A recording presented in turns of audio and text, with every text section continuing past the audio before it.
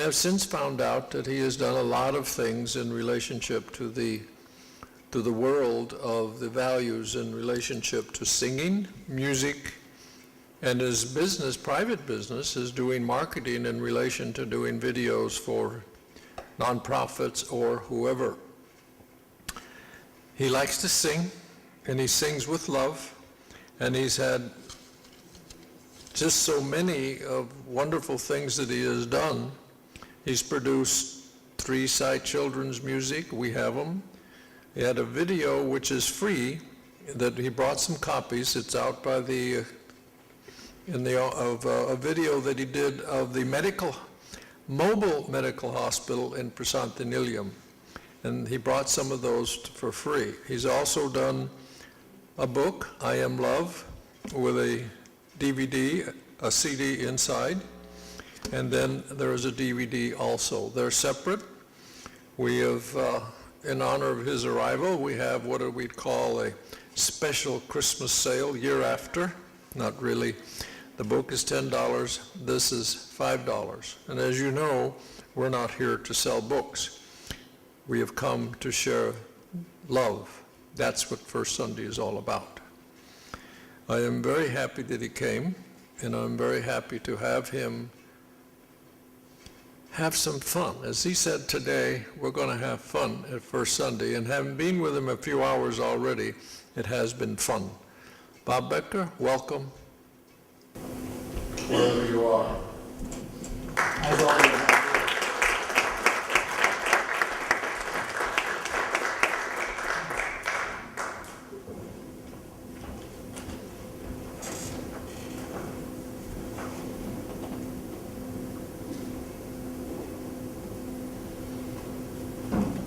This is fun for me.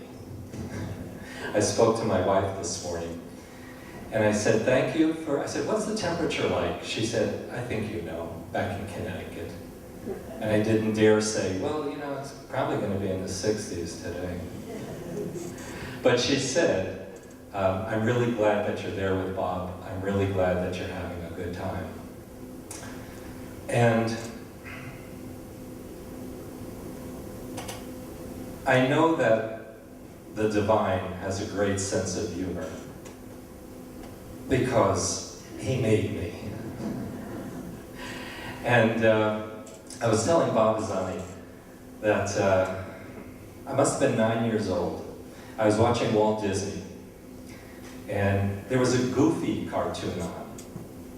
And my little brain is watching Goofy stick frame build a house, all 2x4s, and Goofy's in the center, and he's right by the chimney, and he says, one more nail, and he drives the nail in, and the entire house of 2x4s crumbles on the ground by his ladder, and Goofy says, would you look at that?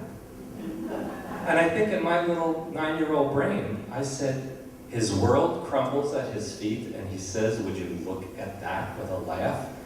And I think my little brain said, I want what he's drinking. I mean, it was astonishing to me that everything fell at his feet, and he's laughing. And I thought, wow. So Goofy was my first guru. And I'm grateful for that. As Bob said, I finished this book 4 years ago. And I didn't set out to write it. I'm not one of those people that sets out breadcrumbs to a final destination. So unless it's sent to me, it ain't gonna happen. This book turned out to be, it's Bob mentioned, it's called I Am of Love, I Know This to Be True. And my story, it's wild. I mean, I know there is a divine because, and I don't say this to be self-effacing, I really don't have a clue the music that was sent to me. I never studied music. I grew up underneath my mother's piano, so it was showered down upon me. But I know a gift when a gift is sent, and I'm grateful for that. 12 and a half years old.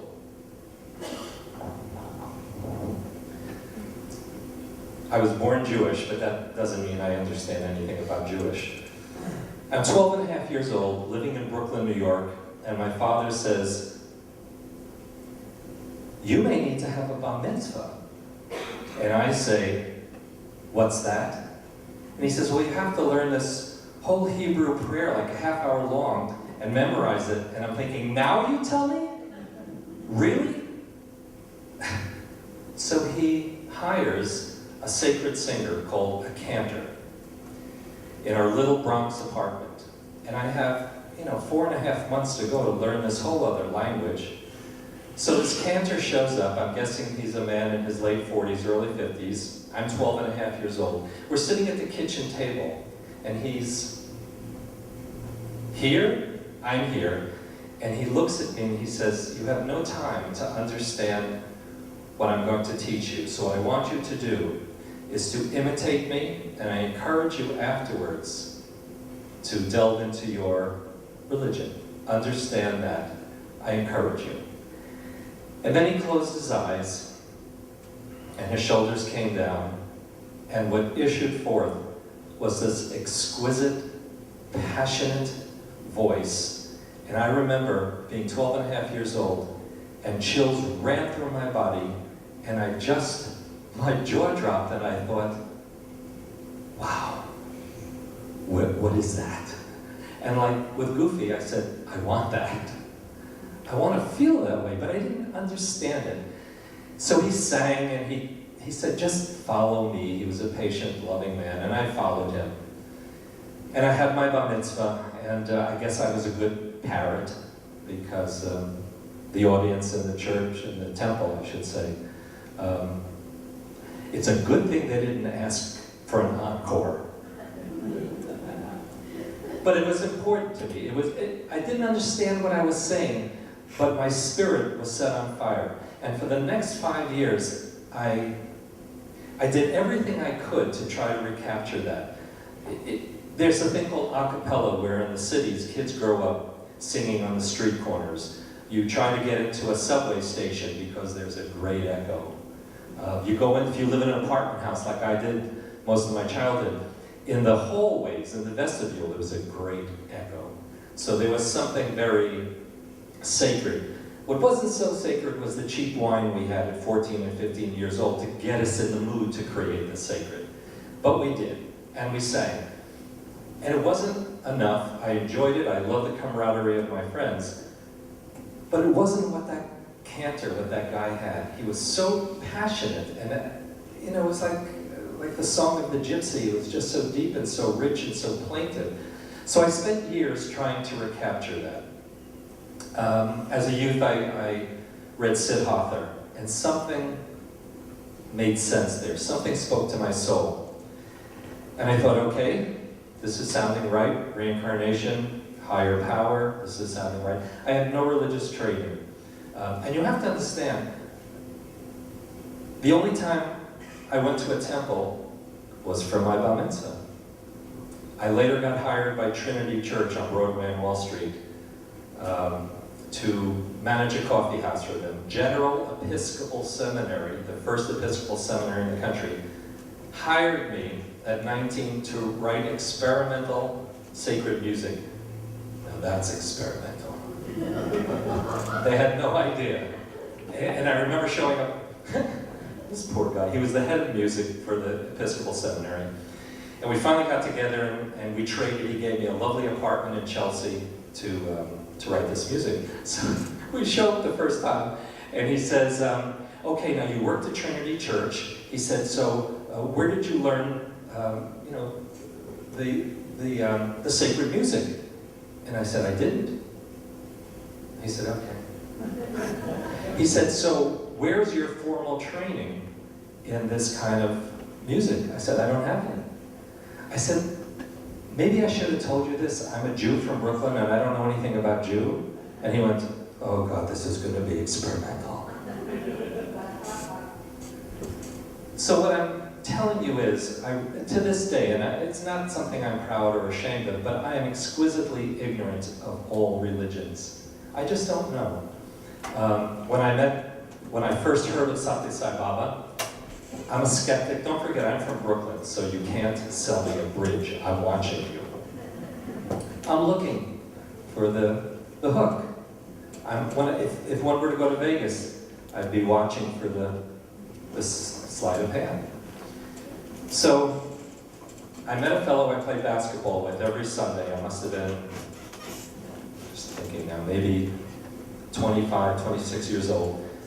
And a lovely soul, big guy, and we beat the heck out of each other every Sunday playing one-on-one basketball. We played hard. We apologized when we hurt one another, but we hurt one another. One day he says, I can't play with you for the next 2 Sundays. I said, oh, why? He said, my family and I are going on a vacation. I said, well, that's great. Where are you going? I said, you don't have to tell me if you don't want to. He said, we're going to India. I said, India? Why? Anyway, he said, we're going to see our teacher. I said, who's your guru? He said, you know a guru? I said, well, sort of. He said, can I give you a book? And I said, sure. So he gave me one of the early Psi books, and I read it while he was away. And when he came back and we were on the basketball court, I said, well, how did it go? He said, we got an interview. I said, wow. He said, did you read the book? I said, yeah. He said, so? I said, here's when I fell in love. I said, your guru is saying, at least this is what I'm interpreting, don't change. You're a Christian, good. You're a Hindu, great. You're a Muslim, fine. You're Jewish, fine. Dig once, dig deep. And I thought, this is good.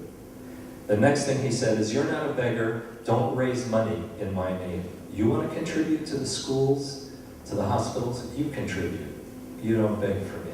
And I thought, now I'm liking this guy. And the third thing he said is, you're here for one reason, to be in service to those less fortunate than you. Get on with it. And I thought, oh my God, this sounds so good. I'm thinking, now this is a teacher I can buy into. So that began the very early journey.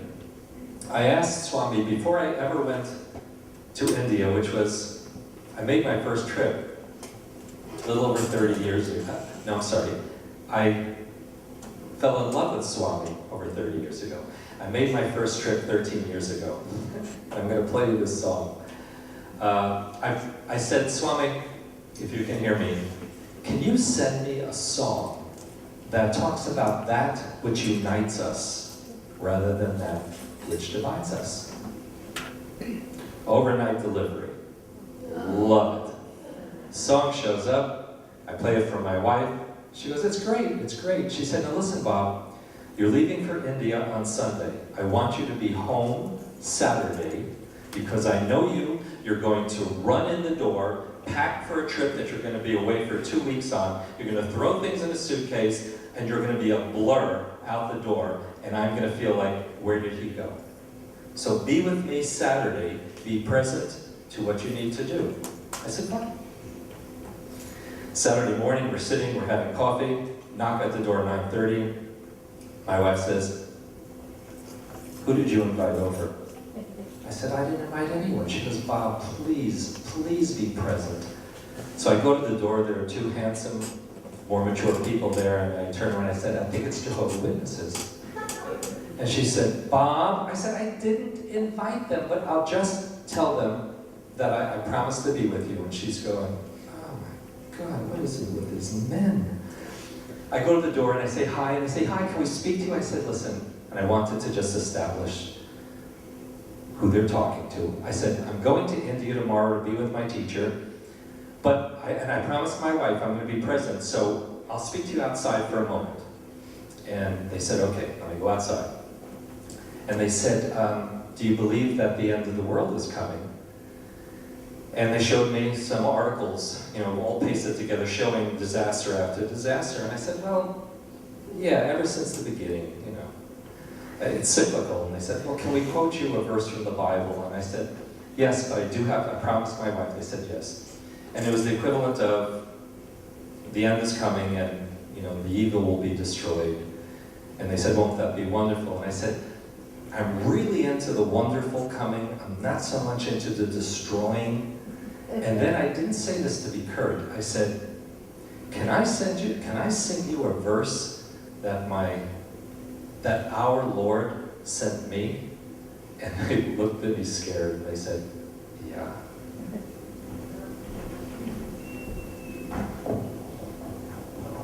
My poor wife.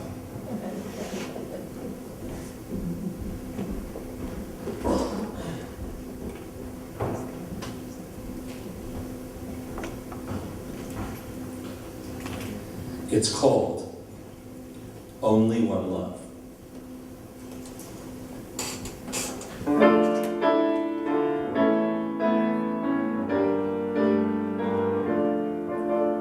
Only one love shines on billions of faces. Only one heart dwells in all sacred places. So many names for the one Lord we serve. We all are one when that one Lord is love. We all are one when that one Lord is love. Dear heart of mine, home of the divine, make a light to shine on everything around me. Dear heart of mine, home of the divine, make a light to shine on everything around me.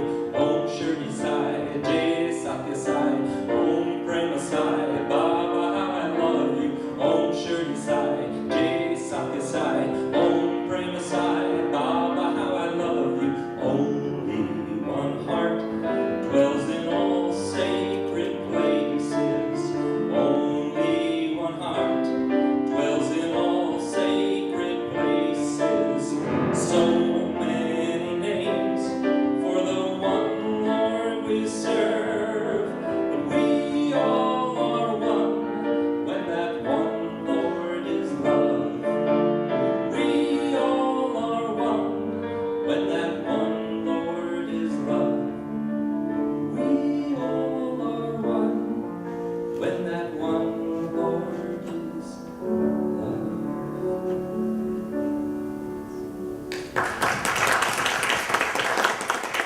So these sweet people turned to me and said, it's beautiful. I said, tell me about it. I said, look, I know you want the best for me. I want the best for you. I'm going to see my teacher and have a wonderful life. And here's why I said, my poor wife. I love this little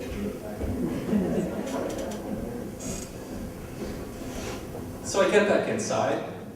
My she was 89-year-old mother-in-law who lived with us is sitting there, and my wife said, why were those people laughing?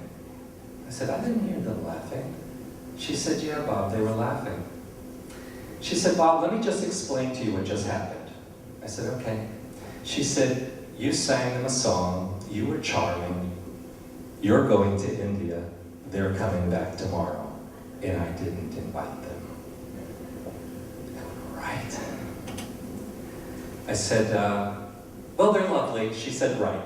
She said, Bob, boundaries. Boundaries, honey. The reason I'm bringing this up and mentioning my wife is, in this book, I Am of Love, I started out doing a little journaling before it became a book. And when I was about 14 years old, the word around the house was cancer. My mother had had cancer, and it went through a couple of stages. And I have an older sister, and in those days, it was the C word. People didn't talk about it that much. And there wasn't hospice like it is now. So people were not allowed to die, but live while they were dying. So over the next 4 years, my mother went through different stages of cancer. And I think close to the end, I wasn't quite 17 yet, I remember the time very vividly. And we were just hanging out on a Sunday afternoon, just the two of us, and she said, if I die, I want your father to marry your friend's mother, who was single.